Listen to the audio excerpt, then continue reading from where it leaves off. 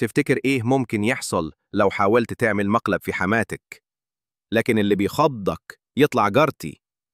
استنوا تشوفوا الفضيحة كانت شكلها إيه.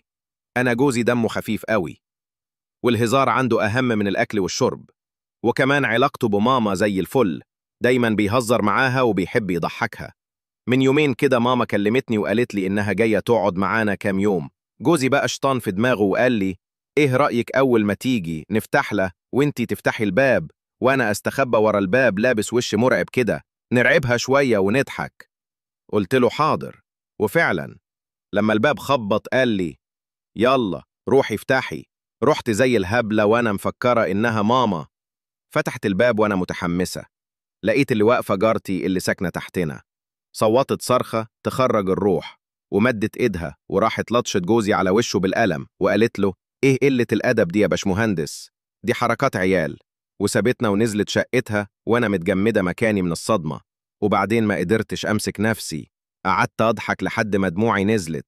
جوزي بيصلي وهو مبهور بعلامة إيد الست على وشه وقال لي: خدي نفسك وروحي اقعدي عند أمك، شكلك نحس.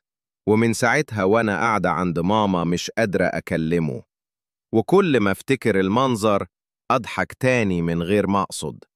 However